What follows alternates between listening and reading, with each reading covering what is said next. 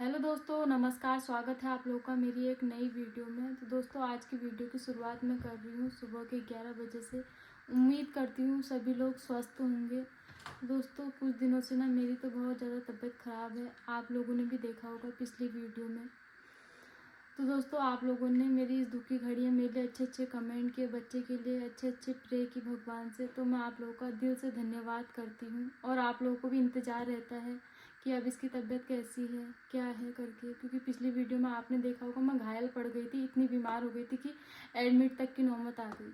तो मैंने सोचा आप लोगों को आज बता दूँ। बहुत सारे लोग इंतज़ार कर रहे होंगे क्योंकि आप हमारे अपने हो, तो हमसे जुड़ी हुई सारी चीज़ें देखना चाहते हो। तो दोस्तों, हुआ क्या, परसों रात मेरी अचानक पेट में दर्द हुई। नॉर्मली दर्द हुई, मैं बैठी, उसके बाद से मेरे को लगा गैस हो गई है। तो वंशु के पापा को भी भनक लग गई थी, क्योंकि होता है खटपट खटपट की आवाज़ आती है तो दूसरे को तो पता चल ही जाता है। तो जब ये भी उठे, इन्होंने बोला क्या हुआ, मैंने बोला गैस हो गई मुझे।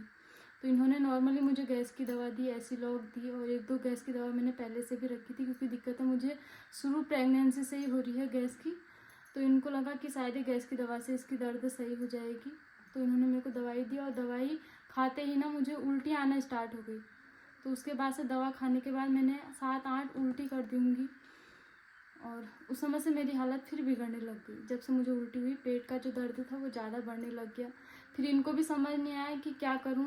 मम्मी को उठा के लाए, मम्मी भी आए, मम्मी भी घबरा गई, क्योंकि सच में मेरी ऐसी पहले कंडीशन इतनी ख़राब कभी नहीं हुई। तो मम्मी ने मुझे अजवाइन का पानी दिया, काढ़ा बना के दिया, उससे भी मुझे उल्टी हो गई और दर्द ज़्यादा बढ़ने लग गई। फिर उसके बाद से मम्मी को भी टेंशन हो गई। मम्मी ने बोला कि इसको हॉस्पिटल ले जा, घर पे मत रुक, अभी प्रेगनेंसी का टाइम भी है, रिस्क लेना गलत है। और वंशु के पापा को भी ना बहुत ज़्यादा टेंशन होने लग गई। तो उसके बाद से हमारे दादा आए, गांव में दादा की गाड़ी है, तो वो आए, फिर वो मेरे को हॉस्पिटल ले गए रात को। तो हॉस्पिटल जाने के बाद इमरजेंसी में 1-2 डॉक्टर थे, तो उन्होंने मुझे देखा। उन्होंने बोला कि अभी तो ज़्यादा हम दवाइयाँ नहीं दे सकते, क्योंकि इनकी प्रेगनेंसी है। तो गैस को रोकने वाली दवाइयाँ और उल्टी रोकने वाली दवाई जो है इंजेक्शन में लगा सकते हैं, बाकी दर्द को रोकने वाली दवाइयाँ नहीं देंगे। तो इंजेक्शन लगाने के बाद 15-20 मिनट तक हम हॉस्पिटल में रुके, लेकिन मेरा दर्द कम नहीं हो रहा था। तो वंशु के पापा ने बोला पूजा, घर में ना आराम कर लोगे, आराम से सोओगे तो तुम्हारा दर्द सही हो जाएगा, और हॉस्पिटल में कितनी देर तक बैठे रहोगे। तो मेरे को लगा कि शायद 1-2 घंटे के बाद मेरा दर्द सही हो जाएगा। तो हम लोग सब घर को आ गए, और घर को आए तो मैं लेट गई। लेकिन लेटने के बाद से ना फिर दर्द स्टार्ट हो गई मेरी। तो इतनी दर्द स्टार्ट हो गई कि मेरे से सहन नहीं हुआ। फिर मैं चिल्ला पुकारी करने लग गई, बहुत ज़ोर ज़ोर से रोने लग गई। फिर वंशु के पापा फिर घबरा गए कि आप क्या करें, हॉस्पिटल से भी दिखा के ला गए हैं, लेकिन इसकी दर्द जो है सही नहीं हो रही है। तो वंशु के पापा ने फिर सुबह के टाइम पे मुझे खाने पीने के लिए पूछ रहे थे कि ये खा लो वो खा लो, लेकिन मैं तो दर्द से तड़प रही थी, मेरा कुछ भी खाने का मन नहीं था। तो सुबह के जब 8 बजे दूसरे दिन, कल के दिन मतलब 8 बजे, तो वंशु के पापा ने फिर से गाड़ी बुला ली, क्योंकि मेरी तबीयत ना सही नहीं हो रही थी। क्योंकि इमरजेंसी में 1-2 डॉक्टर थे, तो गायनी डॉक्टर को रात को दिखा नहीं पाई थी। तो इन्होंने बोला कि आज जाते हैं और अच्छे से गायनी डॉक्टर को दिखाते हैं। तो जब मैं हॉस्पिटल गई, वहाँ पे मैंने बताया डॉक्टर को कि मेरी ना दर्द सही नहीं हो रही है और इतनी दिक्कतें मुझे क्यों हो रही हैं। तो उन्होंने बोला कि बेटा चिंता मत करो, घबराओ मत, सब सही होगा। फिर उन्होंने मुझे 2 इंजेक्शन लगाए, दर्द कम होने वाले लगाए। गायनी मैम ने कहा कि इंजेक्शन लगा सकते हैं, ऐसा कुछ नहीं है। उन्होंने मुझे इंजेक्शन लगाए। दर्द तो हल्का कम हुआ, लेकिन मेरे हाथ पैर ना काम करना बंद हो गए। मैं चल नहीं पा रही थी एक कमरे से दूसरे कमरे की तरफ। तो डॉक्टर ने बोला कि इनकी कंडीशन तो बहुत ज़्यादा ख़राब हो गई है, और अभी इनकी प्रेगनेंसी है, इनकी कमज़ोरी का जो असर है बच्चे पे भी पड़ेगा। तो एक काम करो भैया, आप इनको एडमिट कर दो। तो उस समय मेरे को एडमिट कर दिया, और मेरे हाथ पैर तो सच में काम नहीं कर रहे थे, क्योंकि पिछले 4-5 दिनों से मैंने कुछ नहीं खाया। भूख ही नहीं लग रही थी, इतनी ज़्यादा टेंशन, घबराहट, ऐसा माहौल हो गया ना, भूख लगना ही बंद हो गई। तो उसके बाद से जब हॉस्पिटल में मुझे दर्द कम होने वाले इंजेक्शन लगे, ग्लूकोज लगे, तो उनसे ना मेरे को थोड़ी राहत मिली, लेकिन कमज़ोरी बहुत ज़्यादा थी। फिर जैसे तैसे वंशु के पापा मुझे घर लाए, ये भी अकेले थे, इनको भी बहुत ज़्यादा टेंशन हुई थी, पर जैसे तैसे लाए। मेरे को तो याद नहीं है उस बीच क्या हुआ। हॉस्पिटल में भी मैं बहुत रो रही थी, बहुत सारे लोग मुझसे पूछ रहे थे क्या हुआ बेटा, लेकिन मेरी स्थिति ऐसी थी ना, मैं किसी को जवाब नहीं दे सकती थी कि मुझे क्या दिक्कत हो रही। तो वंशु के पापा ने ही बताया सब लोगों को इसको प्रॉब्लम हो रही है, और बहुत सारे लोग हमको जानते हैं, हमारी वीडियो से भी जानते हैं, क्योंकि सभी लोग हमारी वीडियो देखते हैं, तो सब पहचान लेते हैं मुझे हॉस्पिटलों में भी। तो बोले थे क्या हो गया भाभी को, क्या हो गया, आज ये क्यों रो रहे हैं। तो उस समय तो मेरे को दर्द से कराह रही थी मैं, दर्द इतना था कि मैं किसी को कुछ नहीं बोल पा रही थी। उसके बाद से घर लाए मेरे को, घर ला के भी ना मैं बेहोश जैसी हो गई, क्योंकि होश ही नहीं रहा, 3-4 दिन से कुछ खाया नहीं था। तो वंशु के पापा ने कल पूरे दिन मेरे पैरों की मालिश की। घर आके जब हम घर आए, दीदी ने जैसे तैसे घर का काम किया। उनकी भी ऐसी कंडीशन नहीं है वो कुछ कर सके, लेकिन वो लगे थे क्योंकि दिक्कतें ना बढ़े। वो मेरे लिए दाल का पानी बना रहे, कभी छसिया बना रहे। तो दीदी भी चाह रहे थे कि जैसे तैसे पूजा सही हो जाए। तो दोस्तों पता है, परिवार का साथ होना बहुत ज़रूरी है एक दुख की घड़ी में। ये चीज़ मैंने देखी। अगर शायद मैं अकेले में होती ना, मेरी कंडीशन इतनी भी सही नहीं होती। वंशु के पापा ने, दीदी ने, मम्मी ने बहुत केयर किया। बहुत सारे लोग मुझसे बोलते भी हैं कि तुम्हें ना परिवार का सपोर्ट है, तुम चिंता मत करो। तो दोस्तों परिवार का सपोर्ट होना तो बहुत ज़रूरी है। उसके बाद से कल मैंने फिर धीरे धीरे, वंशु के पापा ने मुझे ग्लूकोज का पानी बना के दिया था। आप लोग को दिखाती हूँ मैं, अभी तक डब्बे में है। तो कल ना मैंने ये डब्बे से 1 डब्बा पूरा ग्लूकोज का पानी पिया है। अभी भी इसमें ग्लूकोज का पानी बना हुआ है।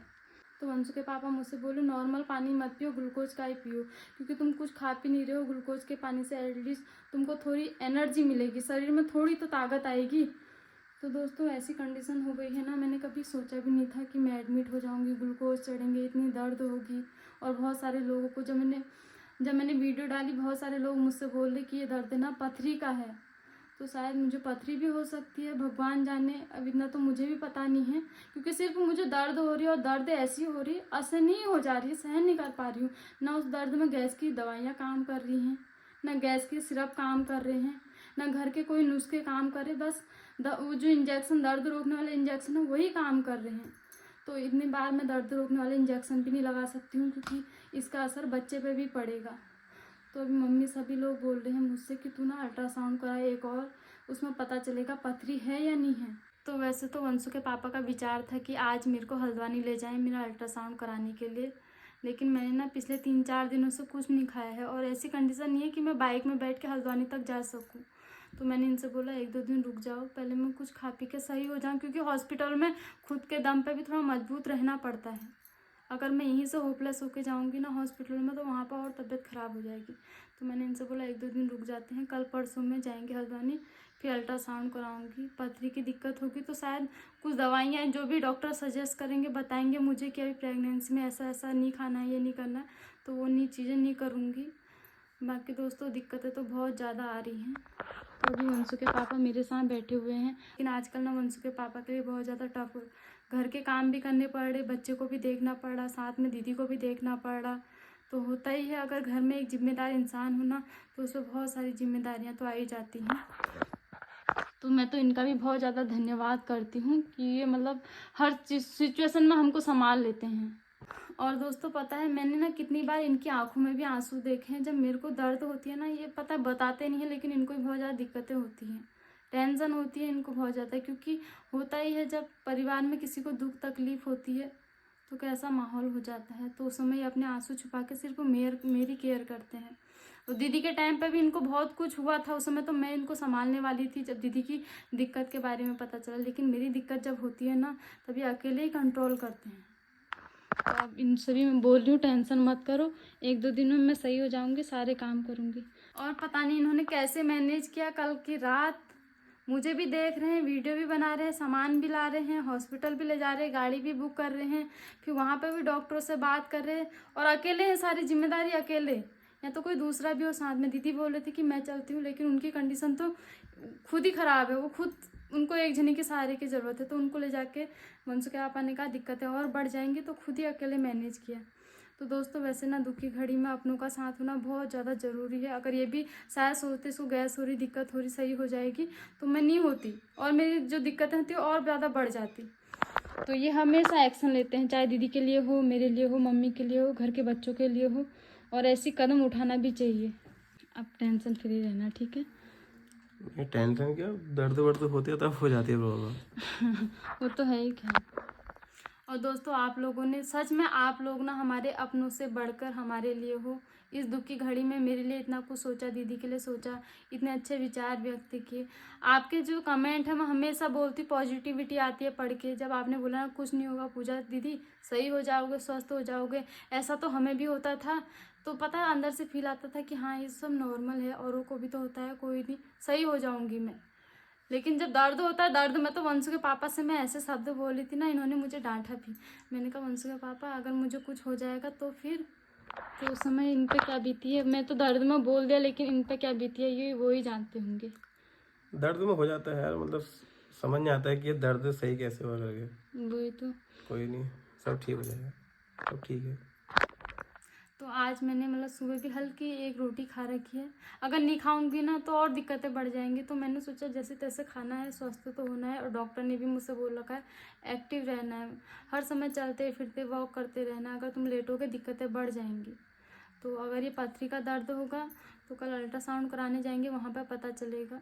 तो कल को जाएंगे हॉस्पिटल। तो दोस्तों आज की इस वीडियो को भी एंड करती हूँ। मैंने सोचा बहुत सारे लोग जानना चाहते हैं, पर्सनली भी कॉल कर रहे, मैसेज कर रहे कि तबीयत कैसी है, अब कितनी दिक्कत कम हुई है। तो मैंने सोचा सब लोगों को तो कॉल SMS नहीं हो पाते, आप लोग भी हमसे जुड़े हो तो आप लोगों को वीडियो के माध्यम से बता दूँ कि अब मेरी थोड़ी तबीयत सही है। सही तो नहीं हूँ, आज सुबह से मतलब मैं लेट ही हूँ। तो अभी एक वीडियो बनाने के लिए उठी थी, और बाकी वंशु के पापा ने घर के सारे काम कर लिए हैं। तो धीरे धीरे सही हो जाऊंगी। टाइम तो लगता है, 3-4 दिन से खाना पीना नहीं खाया है, कमज़ोरी तो होगी, लेकिन धीरे धीरे सही होंगी। और दोस्तों इस वीडियो को भी यहीं पे एंड करती हूँ। और प्लीज़ मुझे सपोर्ट करना, और प्लीज़ जैसे आप कमेंट कर रहे हो ऐसे भी आगे को करते रहना। अच्छे होने के लिए मैं चाहती हूँ 9 महीने अच्छे से कट जाएँ, उसके बाद दिक्कतें कुछ भी हो मैं झेल लूँगी, लेकिन ये बच्चा स्वस्थ होकर बाहर निकल जाए। तुम्हारे लिए भी अच्छे अच्छे कमेंट किए हैं कि तुम्हारे पति बहुत सपोर्टिव हैं। तो दोस्तों सच में सपोर्टिव हैं, बहुत ज़्यादा सहयोग करते हैं, हर चीज़ में करते मतलब हैं। ऐसा होना चाहिए। मैं तारीफ वाली बात नहीं है, मतलब ना अपने पत्नी की और अपने परिवार की केयर करनी चाहिए लड़कों ने, क्योंकि लड़के होते हैं जो घर को अच्छे से मैनेज कर सकते हैं, चाहे वो पत्नी को हो या अपनी मतलब माँ को हो। सही तो बात। लड़के का अच्छा होना बहुत ज़रूरी है घर पे, तभी जो है घर बन पाता है। तो दोस्तों फिर से कहती हूँ सपोर्ट करना, लाइक करना, कमेंट करना, और अच्छे अच्छे अपने विचार व्यक्त करते रहना, जैसे आप लोग हमेशा हमारा साथ देते हो, आगे भी देते रहना। फिर मिलती हूँ नेक्स्ट वीडियो में, तब तक के लिए बाय। जय देवभूमि उत्तराखंड।